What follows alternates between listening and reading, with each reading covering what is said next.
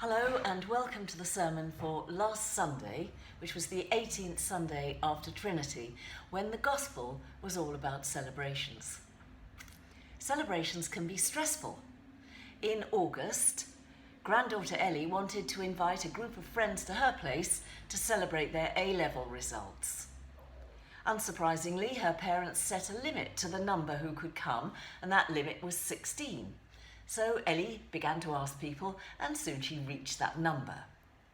They met in town first. COVID restrictions were a little looser then.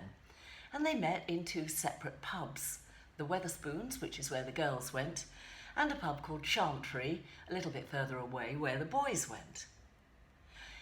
After about an hour, the girls decided it was time to go. So two of them, Ellie and another, went to the other pub to collect the boys. And to their surprise, the group that greeted them as they came up to the pub was much larger than the group Ellie was expecting. The boys didn't seem to have a problem with this at all. After all, it's only another half dozen or so, they said. Surely that's going to be all right. No, Ellie said, that's really not all right. At which point, none of the boys were going to go to the party. They just went back into the pub. So the girls went back to their pub. And when they got back, they found another of their number completely smashed, as Ellie put it.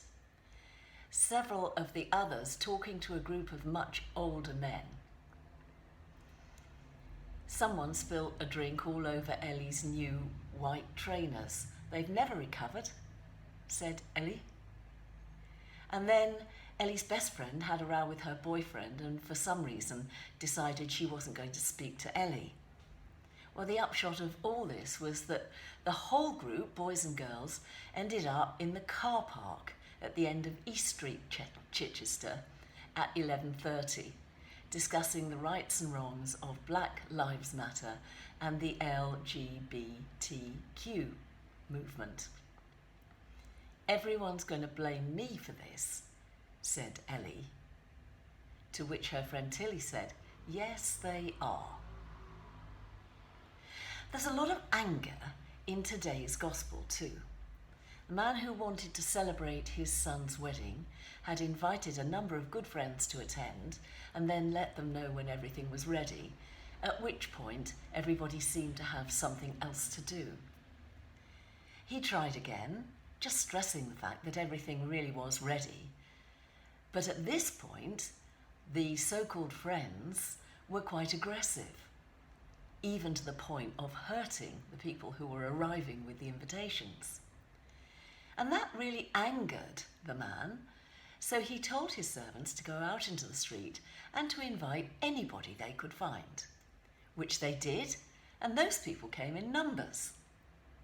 So there they were, sitting and supposedly celebrating, when the king noticed that one of that number didn't have the appropriate wedding garments.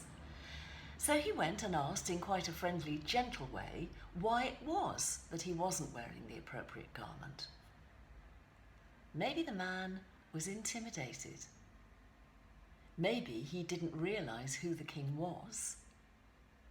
Maybe he simply wasn't bothered enough to give an answer, but for whatever reason, that man didn't say a word, at which point he was thrown out into the outer darkness. The point that was being made here was that the invitations were for those who wanted to celebrate. If we don't perceive a relationship, there is nothing at the party for us. So very importantly, relationships transcend parties. Ellie's relationship with her friends, forged over years of study and then the challenges of COVID-19, led them in the end somewhere completely different to the place they thought they would end up. And maybe what we need to learn from all our readings today is that relationships between friends or married couples or other Christians are built over a much longer time and are much stronger than we might think. It's never a question of a one-off party or celebration. It's the result of steady encouragement, building habits of self-control, loyalty, generosity, and sharing stories.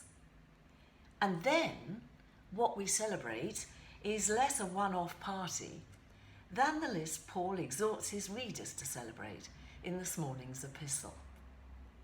Finally, brethren, whatsoever things are true, whatsoever things are honourable, whatsoever things are just, whatsoever things are pure, whatsoever things are lovely, if there be any virtue, if there be any praise, think on these things. Amen.